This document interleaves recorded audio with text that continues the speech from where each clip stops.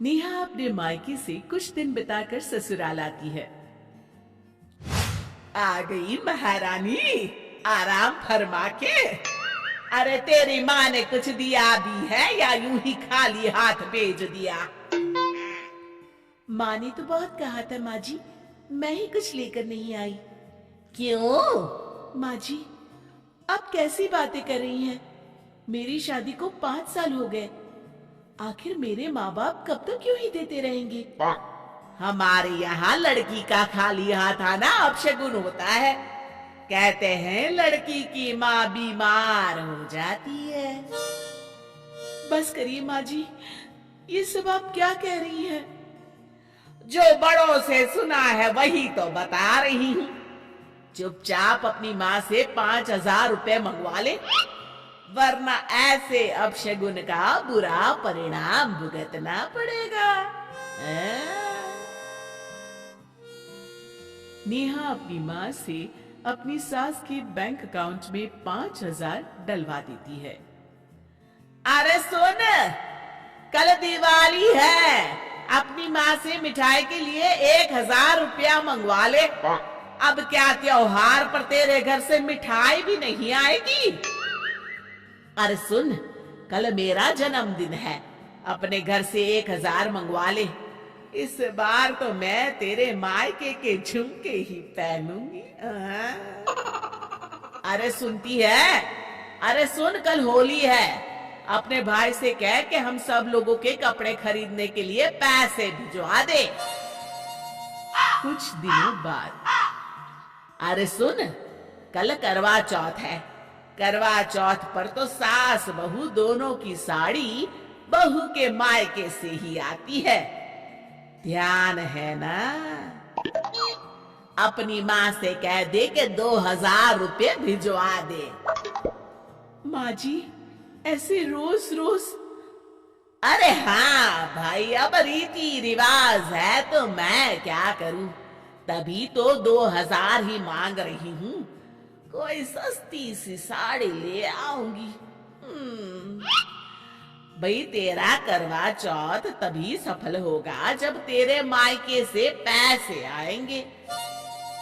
नेहा रोती हुई वहां से चली जाती है। रमा आए दिन ऐसे कोई ना कोई बहाना बनाकर नेहा के माँ बाप से पैसे मंगवाती रहती है। देखो राहुल, आज फिर माँ जी ने मेरे घर से पैसे मंगवाए। कुछ जरूरी रिवाज होगा तभी माँ ने मंगवाए होंगे। राहुल, आप भी? अरे ऐसे रीति रिवाज किस काम के कि लड़की के माँ बाप अपनी बेटी भी दे और जिंदगी भर कोई कर्जा भी चुकाते रहे। देखो नेहा, तुम जानो और माँ जाने, मुझे बीच में मत लाओ। मुझे ही कुछ करना पड़ेगा। आखिर मैं अपने घर वालों पर कब तक इन लोगों की मांगों का बोझ डालती रहूंगी। अगली सुबह, माँ जी, मेरे भैया को बेटा हुआ था ना, जय? हाँ हाँ, तब से ही देख रही हूँ, तेरी माँ को बड़ा घमंड आ गया है। ओफो, वो सब छोड़िए माँ जी, 2 दिन बाद जय का पहला जन्मदिन है। अच्छा, तो हमारे लिए क्या क्या तोहफे आएंगे?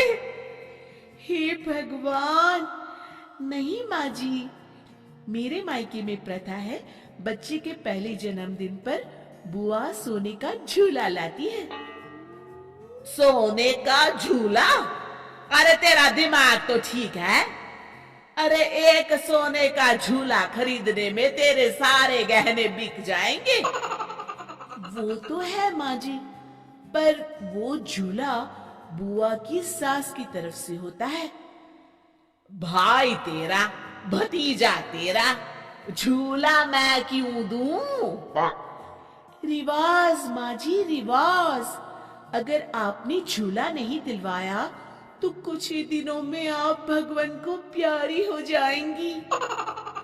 ये कहकर नेहा जोर जोर से रोने का नाटक करती है।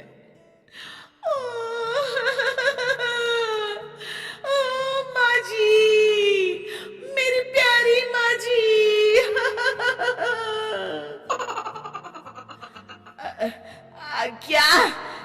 पागल हो गई है? मुझे भरी जवानी में मरवाना चाहती है? नहीं माँ जी, तभी तो कह रही हूँ, आप एक सोने का झूला दे ही दीजिए। जान बची तो लाखों पाए। यहाँ तो जान बचाने के लिए लाखों गंवाने पड़ रहे हैं। सोच लीजिए माँ जी, आपका मन ना हो तो रहने दीजिए। मैं दिल पर पत्थर रख के सोच लूंगी, मेरी कोई सास थी ही नहीं। रमा देवी तुरंत बैंक से पैसे निकालकर नेहा को दे देती हैं।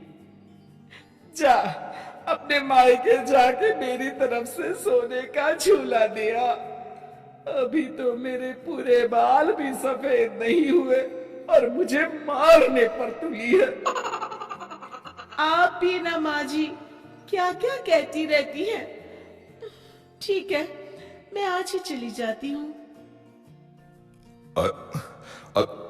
अरे नेहा, तुम कहाँ जाने की तैयारी कर रही हो? और ये माँ क्यों रो रही है? आज उनका बैंक अकाउंट खाली जो हो गया है। मतलब?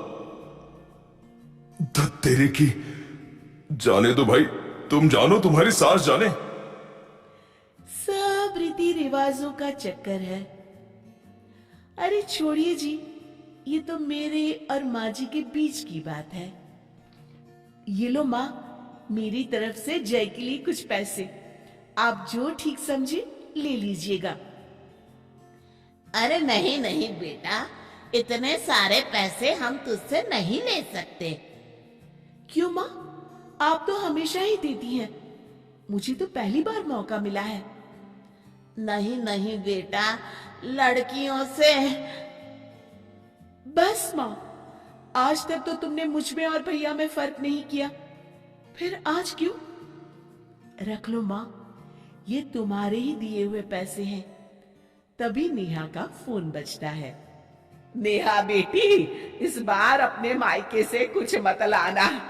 अब तेरी शादी को इतने साल हो गए हैं, अब ये सब चक्कर छोड़ देते हैं। अरे पर माँ जी, अपशगुन।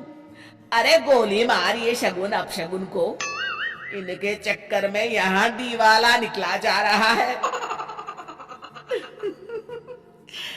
ठीक है माँ जी, शिक्षा, हमें दूसरों से उतनी ही उम्मीद करनी चाहिए जितना हम खुद दूसरों के लिए कर सकते हैं।